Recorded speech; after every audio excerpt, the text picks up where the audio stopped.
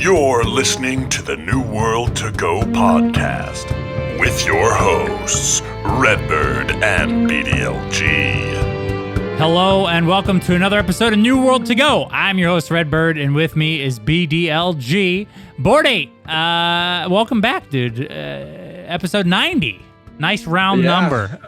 Yeah, it's pretty crazy, man. 90 episodes, bro. Here soon, we will hit the big 100, dude. Pretty crazy to think about that. It is. It makes me crazy thinking about that, too. 90 episodes is a lot of episodes, dude. We've been doing this for over, almost 2 years now, dude. So, again, guys, don't forget to leave those 5-star rating and review. We really appreciate it. We've gotten a ton since the game has went live. We're up to 47, Bordy, which is pretty insane for us. That's way more than we've ever had by far. We thank you guys so much for hitting that 5-star rating. It does help us be found like in Spotify and Apple and iTunes and everything. So we like to remind you guys at the top of the episode, don't forget to leave that 5-star rating. Bordy, you got anything to read this week?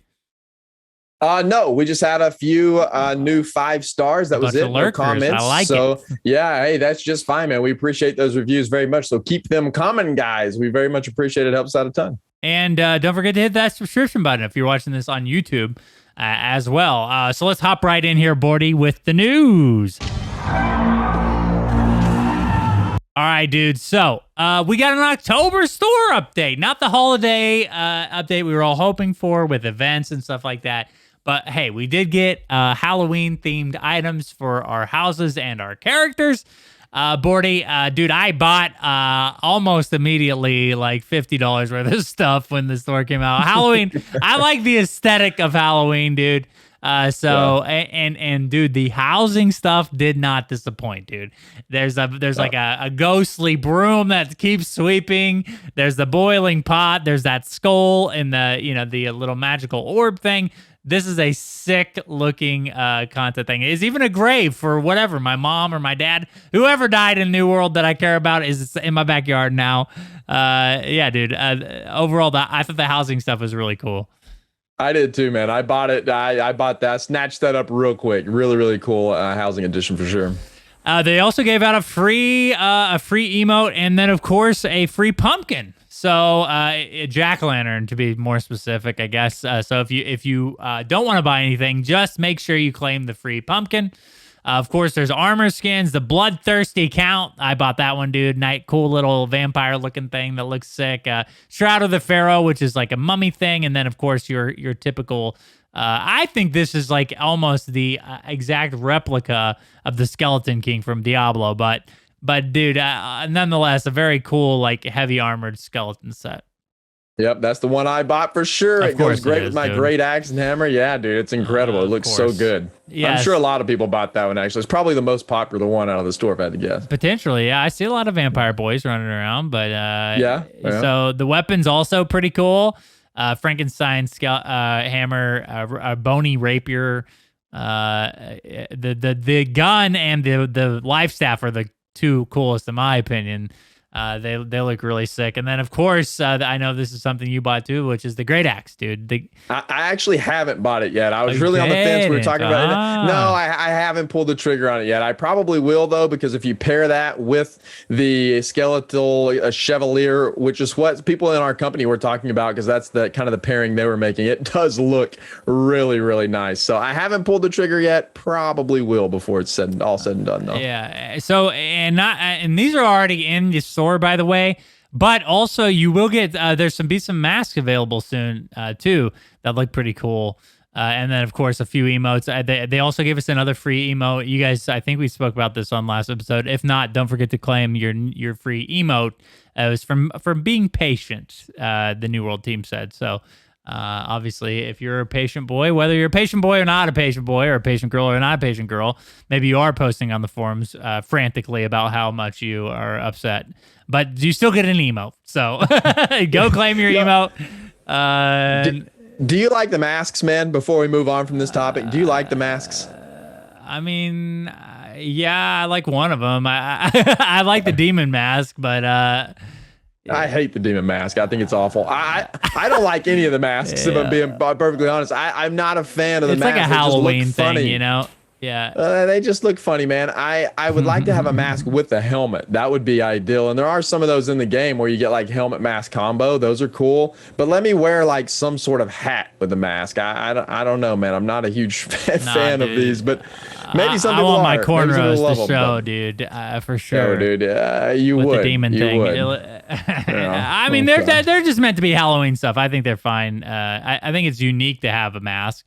You have options, right? You get to equip a helmet or a mask or a top hat with red goggles. You know, there'll be, but in a year from now, there'll be so much cool, fabulous things we can look like, Bordy. You won't mind the masks, I bet. I think. Yeah, I don't know, man. I just not my cup of tea. Not that they're bad. I'm sure a lot of people really like them. They do look cool, like the elemental mask with the ancient earth look, with the Azoth going. It looks cool. They're just not my cup of tea, and I was just wondering if you liked them or not, because I like some of them. I like the concept of them. I think that, you know, with light armor, if you're like dressing up like for a, you know, role play or something, I think they could be cool. I'm glad something like it's in the game. It's not anything. I'm not going to purchase any of them if that's what you're asking, but no. But I think it's cool that they're in there for sure. So what are your thoughts? Like, okay, this is the first actual, like, I think of it other than the launch package that we've gotten. What do you think about this like landscape of appearance items that they've kind of injected for the holiday season? I think it's really good. And I think that I've seen, I have seen a ton of people rolling around in these things. And I've also seen a boatload of houses with this housing decoration in there. Yeah, dude, the housing stuff, spot on, very, very good. Overall, I think the aesthetics of everything really, really good, really nice. I think whenever we had Seth on the show, we talked about this Shroud of the Pharaoh one, actually, and I'm not too big of a fan of that one. I do like the Bloodthirsty Count, pretty good. The Skeletal Chevalier is awesome. I love that one. The weapon skin's really, really cool. I think overall headed in the right direction for the store. I like this stuff a lot. I purchased some of this stuff. I think it's fine. And I think if they just kept it to this, they would probably do pretty well in their store. I've seen a ton of people running around in all of these sets using the weapon skins, using the armor skins. I don't know that I've seen a lot of people running around in the masks though, but maybe it's just they're not out yet. That's why I don't know. Oh, okay, okay. Well, that would explain it. The 26th. That would explain it then. Yeah. Okay, there we go. That's why then. That's why. Yeah. Overall, I think it's good, man. I like it. I think for a launch product to have this type of diversity already in the game, I know they are purchasable items from the store, but I think they're fine. I like them a lot. I think they did a great job on them overall. For sure. And you know what? This is interesting to me, I think, is because I knew we kind of like thought they would decorate all the settlements for like Halloween and like Christmas and stuff. But what's unique about the housing, the player housing in the game, is it kind of the players do that for them.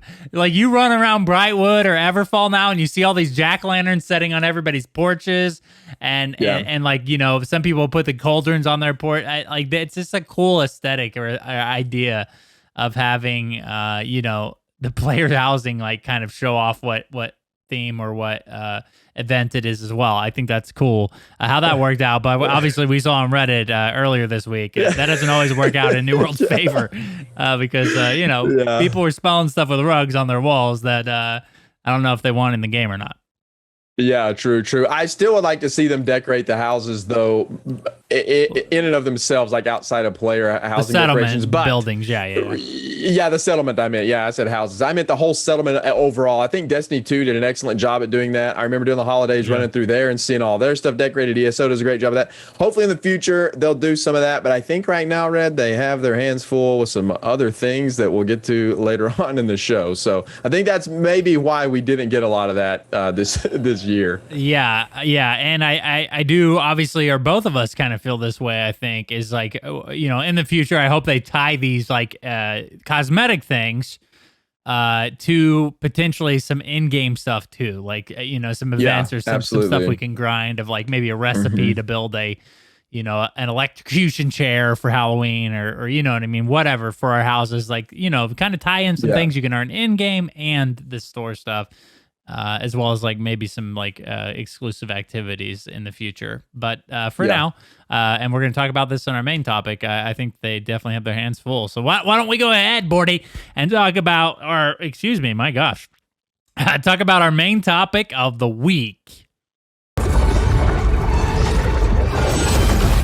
I just transitioned by like almost choking to death, so that's good. So basically, the main topic of the week is titled "Fixing New World," and this is what kind of what we want to talk about for the main topic. There's a lot of things I think in this category that kind of bring up good discussion pieces. Bordy.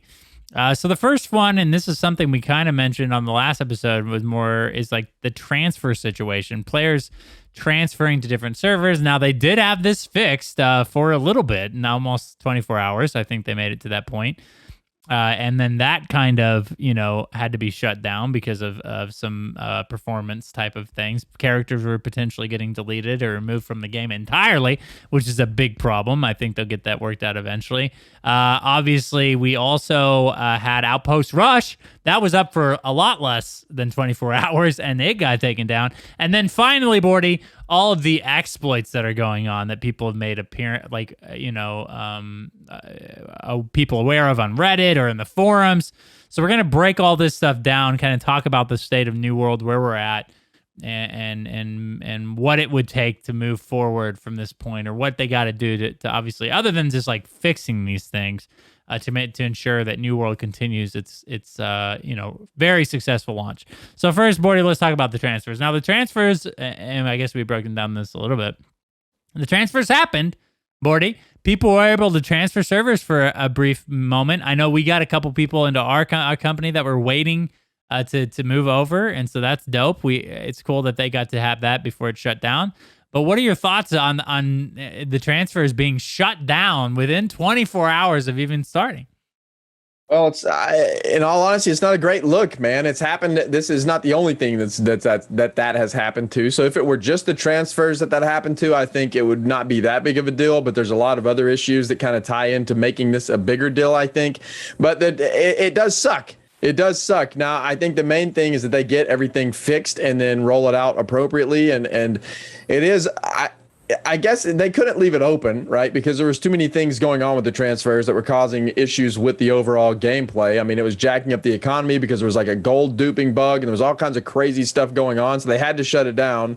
But my overall take is that it's just not a good look, man, because there's a lot of things happening right now that just aren't good for the game. So I hope they get it fixed soon, and I hope that they give us a little bit more communication soon. And I think we'll talk about that a lot as we go on here. I think that's going to be key to a lot of this craziness happening with the game right now is just communication. They just need to let us know what's going on. They did a fantastic job of communication, or have been doing a fantastic job of communicating up to this point, but it is always not, it's not always an easy task to communicate to the community what's happening, because you want to make sure you know internally what's going on first and what to communicate before you communicate it. Because if you put out the wrong message or put out something else, everybody takes what they say as gospel, and it just happens among every dev that posts anything ever. People see that, they take it as gospel, and then whenever a statement has to be retracted or something happens internally or whatever, then that looks even worse. So maybe they're just holding on to make sure they send out the right message. But I do hope to hear something from them soon about transfers and about everything else that's happening for sure. Well, and that's the thing that I think needs to happen for sure. Obviously, the fixes we all want, and I think I need Outpost Rush to be fixed at this point. I'm super broke. Same. But yeah, we can talk about more of that later. But the thing about that is like, they had such an open line of communication throughout the last part of the alpha, past the preview event on. They were doing so well at communicating with everybody, and I feel like they've slid or backed off a little bit on that with all of these, issues. Now, they have been putting out patches relatively frequently. I think they've been doing like one a week, to fix stuff, and that's all good, and they're communicating with those patch notes. But I think there's some big things that need to be communicated with. And the last topic we're going to talk about is exploits. Dude, they need to figure something out in a way of just letting us know what the roadmap is on some of these things, because all of this is in-game issues. But I mean, you talked a little bit about this before this episode. the player base is starting to reach in game now. It's more than just the 1% or this less than 1% that's hitting in game. I think your player base is going to gradually hit in game over the next month. And it's important to at least have something lined out to be like, oh, we know this is an issue and here's what we're going to do. And hopefully they can at least, like, I know we're talking about transfers right now. I hope they can at least line out like when they're going to try to reopen the transfers again this week. Yeah, I think that would be nice, but kind of going back to my point, they may not know yet. They may not know. They may be trying to figure it out, and that may be why they haven't communicated anything. But I do know that sometimes too much communication can be burdensome or can be not the right play, and then other times too little can be, and there's a happy medium there. And I think so far they've done a pretty good job meeting that happy medium. But I do think that the player base is getting a little unruly at the moment, with especially the people that have already reached level 60. A lot of people that haven't, or there's so many people that are playing the game still that may not even know what we're talking about, or may not even have any issues with anything that's going on. I think a lot of people obviously know about the the server transfers, but a lot of the other stuff, like reaching in game, I think there's still a ton of people who haven't reached in game, but people will begin to get there. So a lot of people may not know what we're talking about yet. So it may not be as big of an issue as we think it is, because there's still a ton of people playing. But you made a good point that people are going to be reaching in game if they haven't already. They're going to be reaching it fairly soon, and it'd be nice to have like some sort of roadmap or something, and it'd be nice to hear from them, because players are getting unruly, and the people that are getting unruly are like the people that's in the end game. And that's just bad press for your game. Whenever you see like these tweets going out about how broken things are, about how server transfers aren't working, all this stuff going out has just been a lot of negativity lately. So I do hope that we get some sort of something. I hope they tell us something. Yeah, for sure. So, yeah, the transfer is obviously affecting everybody. I think a lot of people were able to transfer during that period, so it's not, everybody's stuck in limbo now. I think it's just some of the people. It does kind of feel bad, I guess, for the people that were looking to transfer but got shut off before they were able to. But obviously, they still have the token, and they've mentioned in the past that they will be willing to maybe provide other tokens in the future, too. So, right now, we're just kind of... Sorry, real quick, just looking at, I was trying to scroll through Steam to look and see how many people have reached level 60. It's still only 7% of the player base that's reached level 60. Right. So there's still a little bit of time here, and those are the people that are getting angry, or not necessarily angry, because I think people are still enjoying the game, but just people that want to know what's going on, want to know how they're going to address it, want some fixes to come in. Yeah. And it's still only 7%. So it's not like it's just the game's going to implode right now, not yet, but they do need to fix this stuff before it does. Sure, yeah. So here's the next topic, which is Outpost Rush, and this is an in-game problem. It's a level 60 event. It is, instance PvP, which I think a lot of people are really looking forward to. It is a good way to make money, a good way to potentially raise your watermark and gear and all those other things. It was open up, dude. It opened up for a brief window that a lot of people had the opportunity, but there were tons of bugs and issues with it. I've heard a lot of things. Obviously, the reason it was shut down to begin with, Bordy, it was that people were getting stuck in the instance. They never loaded back into the open world, which was a big problem, and people's entire character account was getting stuck in limbo. So to my understanding, once the Outpost Rush was made live, there were a lot of bugs with like people not being able to damage each other, which that's a problem in a PvP mode for sure.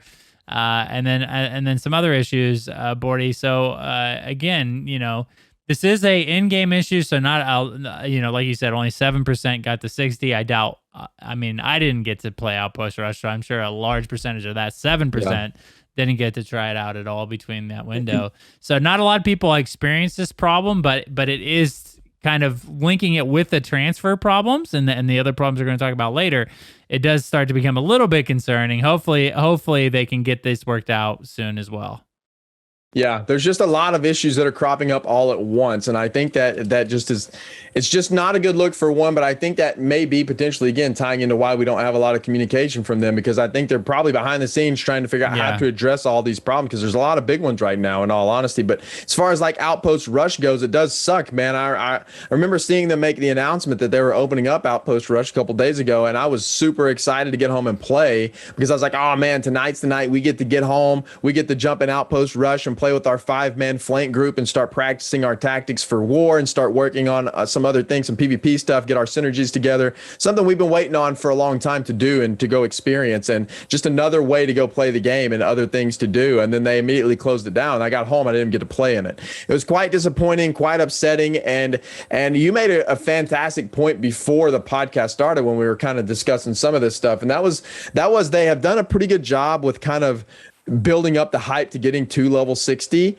And the point you made was like, that hype gets really, really big. Like, people want to hit level 60 so they can go participate in some of these in-game events. Now, there are people out there that are saying there's not much in-game. Well, there's not much in-game now because a lot of stuff's broken, but there really is a lot of in-game stuff to participate in New World, and it's really, really fun once you hit 60, in my opinion. I really like the things that you can do and the things you get to go do, and the game kind of really opens up at that point. And Outpost Rush is one of those big things, and it kind of the hype to get there, to build up, to want to hit 60, and then you hit 60, and it's like, oh, well, I'm at 60 now. There's a lot of things that we could potentially do, but none of it's working. Like, Outpost Rush isn't working. The wars, which we'll talk about that in a second, are just not working. There's a lot of things just gone horribly wrong whenever you get to that point. So they hopefully will address these things. I really hope Outpost Rush is fixed in the next few days, man, because I want to freaking play it, Red.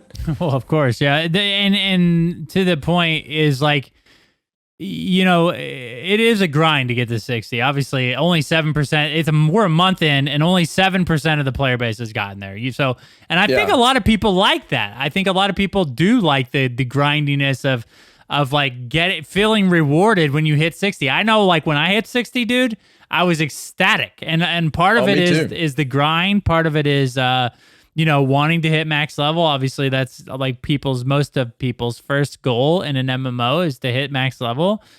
And to your and like what you were mentioning is like it just like when you start to figure out that a lot of the things aren't working properly, and there isn't a ton to do at 60 right now just because of the problems going on. It is a little bit of a thing. Like, oh, I worked this hard for this, and granted, like you said, I think there's a lot to do right now. I'm working on like my crafting and gathering, trying to get that up to max level, and we still kind of play around with territory war and everything like that, and territory control. I think that's a big deal.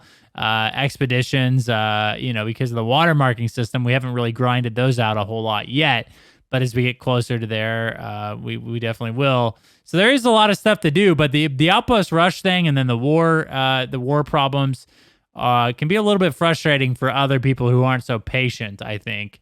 And obviously, we're going to talk about, we can just already hop over there unless you have anything more to talk about in the Outpost Rush category. I think I obviously we're both in the same camp. I just want them to get it fixed properly so we can play it, because it's something I really look forward to. Yeah. And here's just kind of the final point for Outpost Rush is that I don't think it would even be that big of an issue if everything else was working as intended. Like, if wars were working as intended, if the character transfer thing wasn't such a big deal, if there weren't these exploits that are happening within the end game with the wars and all of that stuff going on. If all this stuff wasn't going on at once, I think the standalone issue with Outpost Rush probably wouldn't be a huge ordeal. But because it's just one more thing that's not working, it's like, man, all this stuff is just piled up, and it just doesn't look great. Yeah, and let's hop right over here to the war thing, because I think this is the biggest problem, I believe. And this is the exploits and the I guess performance issues with territory control. Now, one of the things Bordy, I think, is like the best part of New World, and now but potentially because of these problems, like one of the worst parts of New World, is the end game is based around territory control and sieging wars and invasions. So there are a lot of problems in these particular categories right now, because there are so many exploitations that you can do to gain advantages for these end game activities. And one of the things that I guess is worth mentioning up at the top is they initially took such a firm stance against these exploitations, and they said they're bannable offenses or rollbacks and everything like that. And to my knowledge, not a lot of that has happened because of these reasons. Now, I know that there's been mass reporting bans, which is can be a problem in and of itself if you get a streamer or someone that gathers a lot of attention. They could get banned for no reason potentially, but exploits across the board. There's some invincibility exploits. You basically, and we've mentioned this before. How do people figure this out? I have no idea, but they pop it into window mode and just pull their window around and remain invincible on the point on the war. There's tons of ways that people have exploited gold and got a financial advantage. It's just like at this point, the wars are kind of without holding any punches, a poop show, because you basically never feel like it's even. You never feel like there's a fair advantage. And when you're defending your territory, especially if you've owned a territory as a company, when you're defending it against people who have exploited or are using exploits to beat you, it feels awful, bro. It is one of the worst feelings that I've had in New World so far. Is knowing that you're on the other end of people that have been abusing the game, that haven't been punished for it, that are now like getting rewarded for it through the territory control system. Yeah, it's just not good, man. And it makes wars not very fun. It makes something that you look forward to for a really long time not very fun, and makes it kind of suck, man. The wars right now are just absolutely a disaster in every way, shape, and form, man. They're not great. Whenever the wars are working good, they're a lot of fun. Right now, they're just not, because of the invincibility exploits, because of all of the things that are happening. And then not just the exploits, but just the flat out bugs that aren't working like they're supposed to work, like the resilient perk. So for those of you that don't know, the resilient perk on your armor, it's supposed to stack so that critical hits deal like almost 5% less damage to you. But it is bugged, and so now the resilient perk, it applies across all damage. So you can go grind out, and this is why people were grinding out their faction gear early on versus going and working up their watermark, because faction gear is like 520 gear. But the thing with faction gear is that every piece of faction gear has this resilience perk on it. So you can just stack all your faction gear, go into heavy armor, and heavy armor is an issue too, because apparently all of the other armor types aren't working as intended either. I don't know that for sure. I haven't tested that. That's just something that's going on in the community. I know the resilience perk thing is in fact something that's happening. The armor types, like getting the 20% damage buff and the extra healing and all that stuff from being in light armor, I don't know because I haven't tested that for sure, but that is something that's going around, and people swear up and down that those aren't working correctly either. So that's why everybody's in heavy armor right now in wars. Everyone has gone and grinded out their faction gear so that they can get the resilience perks. They just take 22.5% reduced damage across the board. So if you haven't done that, and you're not one of those companies that has figured that out, and you're not out there running all full resilient gear in heavy armor, then you're at a disadvantage, and you're about to get just rolled in a war, because you're not going to be able to do near as much damage to them. They're just going to come roll you over, and it's just not fun, man. Those types of bugs are not good, man. And I don't think a lot of the perks are working either on some of the armor. So there's so many things that aren't going right for these in-game wars that are causing them to be just not fun. Something that could be one of the best MMO experiences ever right now is just it's awful. It's just not a good time, man. And not to mention the lag that's in the wars either. It's pretty rough, dude. They got to get this stuff fixed, man. They have to. Well, and I think so much of the experience of New World hinges on it. I think that's why it's drawing so much attention. And I do believe, and again, we've said this before, they've had one of the most successful launches of any MMO ever, potentially any game ever, as we kind of reviewed the Steam metrics and everything like that. But these are some things that I think in the next month, if they don't get resolved, they can cause like more of a negative effect on the the overall outlook of New World.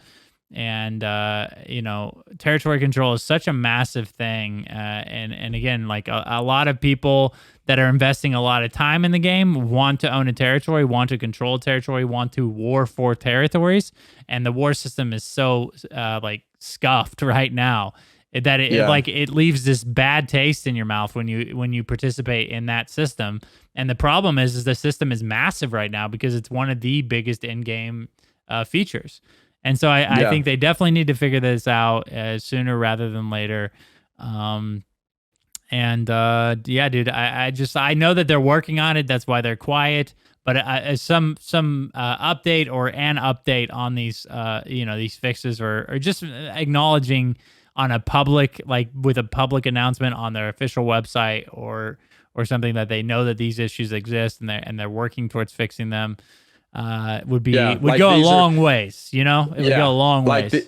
Exactly. Like, these are our top priority. We know that transfers are, which they've made statements about the transfers so far, but just make statements about the exploits and the wars. That's all we're at. Like, just acknowledge them and say, we know this is an issue. We know that this is a huge problem right now. We are working tirelessly to get this fixed, as well as Outpost Rush. We're working to get these in-game things fixed so that you guys can enjoy the game how it's meant to be enjoyed. Would be awesome.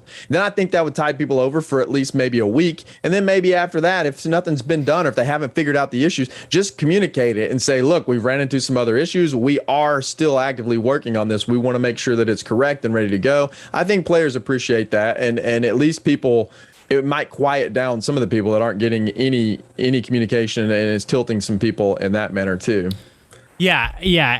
Communication does go a really long ways, and I think they learned that issue, or that through the alpha experience. Like, I've never been more pleased with a game development team than I was with the New World team during the alpha development stage. Like, the later part of the alpha development stages. The early one, it was very frustrating to have to figure out what was going on, or the changes that they were making, et cetera. But they did such a good job at communicating past the preview event.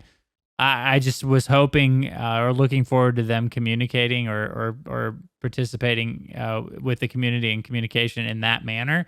And so far, with these bugs and these exploitation issues, it just hasn't necessarily lived up to those standards that they set prior to this. And I understand the fear of, like, oh, well, we're going to let this exploit out, and then tons of people are going to be using it, and tons of people are going to be breaking the game. But I think, like, people are already doing that for you in a negative manner. You know what I mean? Just they don't have to necessarily like paint the picture of how you use the exploits or what they are. They can just say, there are a lot of known exploits that are affecting these systems that we are working on as soon as possible, or something. And I think most of those exploits are out, though. Most of the people that are level 60, that are the guilds that are actually going out for territory, the companies that are, all the people that are level 60 right now are more of your hardcore players anyway, man. And those people are the people that figure this stuff out. And then those people are the people that communicate that stuff to their companies so that their companies can use those to win wars. That's just the way it goes. So all the people that it would affect now anyway already know those things. The casual players, it's not affecting them at all, man. They're probably still enjoying the game and heaven playing New World, because that leveling experience from like 1 to 35 is awesome. Once you get past that, it does get a little bit grind, but even then it's still a lot of fun getting up to 60. If you're just kind of slow rolling it, doing your quest, gathering, crafting, enjoying the storyline, doing a little open world PvP, all of that stuff, that experience is actually really good. It's fun. We've kind of nitpicked that a little bit with the town board quest and how you have to level and things of that nature, but overall, the overall experience is good, I think, up until you hit level 60, and then it just kind of falls apart. But again, that is a small portion of the player base right now, but read in like a month and a half, that 7% of 60s may grow to like 20 to 25%. Now you have a quarter of your player base trying to do in-game activities, and they can't. So they have to get this addressed now so that it'll be fixed whenever those people hit 60. But I do think there is some silver lining here, man. We've kind of been a little hard on them, but I think rightfully so, because some of this stuff just is pretty rough, and I hope that they can fix it. You and I are both heavily invested in this game, and so we want this game to be as successful as possible. So we're not trying to belittle it or whatever, but it is also our job to communicate to the community what's going on. So that's what we're doing here. We're not going to hold any punches just because we are invested in the game. But I do think there's silver lining here, man, in that, number one, this has been a really, really good launch in comparison to other MMO standards, because people that are level under 60 right now are probably still really enjoying the game. I know I did a lot. And to be fair, I'm still enjoying the game now, even though I'm 60. There's certain things in the game I want to do when I log on that I just can't right now. But there are still things in the game that I am very much enjoying. Working on crafting, working on gathering that I didn't do up to 60. All those things are really, really fun, and I'm enjoying them. And the other thing is that, here's the deal, man. The game's only been out for a month. They're going to have time to fix these things. They do need to get them fixed soon, I think, or else it's going to be detrimental. But they have a very good foundation with what they have going so far. If they fix these issues and they make war really fun, Outpost Rush is working really good again, the character transfer thing is behind them, they get all these exploits fixed, all of that stuff gets done. I think in a couple weeks from now we could be having a much different conversation, or maybe a month from now, much different conversation about how much we're enjoying wars, how much we're enjoying Outpost Rush.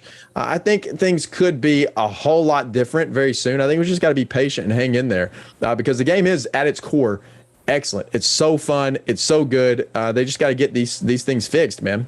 Yeah, and to that point, I agree 100%. Is like, I'm still having fun in the game, but I'm definitely not doing the things I want to be doing to have fun, right? I want to be participating in like even wars for territory, where I feel like I have an opportunity to win without exploiting, which is not happening right now. And I want to do Outpost Rush, and I can't do that right now. But I'm leveling, crafting, and gathering, which I'm having a good time doing.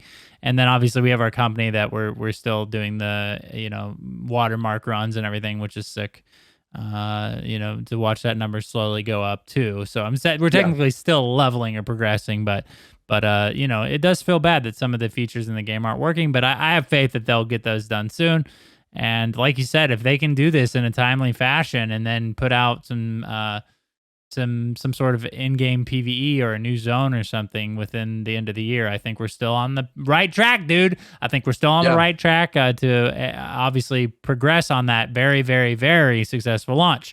All right, dude. Well, that about does it for the main topic. Let's hop right over to the company of the week. All right, Bordy. So we got two again this week. Why don't you start us off with the New Republic? Yeah, man. So the New Republic is region NA East. They are a faction, is Syndicate. Their language is English focused PVX, and they are currently recruiting. So it says the New Republic is an alliance of strong and solid like-minded gaming communities for launch on NA East.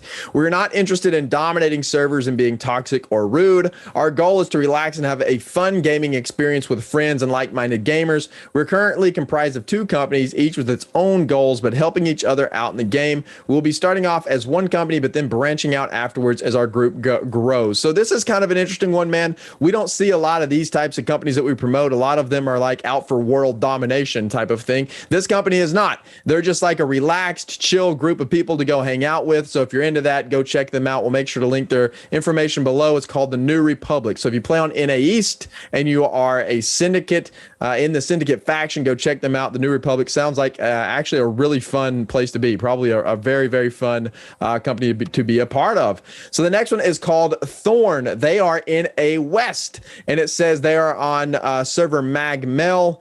Their faction is Marauders. Oh, geez, man, already am freaking Marauders, bro. They are currently recruiting. So they say they are an adult company of 21 plus community of experienced gamers interested in players looking for an enthusiastic group to fight, craft, and explore New World with. They have an active Discord of friendly players leadership that is accessible to everyone and lots of ambition for New World as a Marauder company. So it says all that's required to join is a friendly attitude, a desire to contribute, and a willingness to work with others to achieve common goals. So it sounds like they are kind of in that same camp of just kind of wanting to go have a good time in the game, not too sweaty, not too hardcore. They just want to go have a fun time, but they are more of an adult community. So if you want to be a part of a kind of an adult chill community on NA West, go check them out as well. They're called Thorn, and they have a really dope picture there too with the lion or tiger lion. Yes, sir. I was going to show that. Give me a second. Yeah, it looks sick, dude.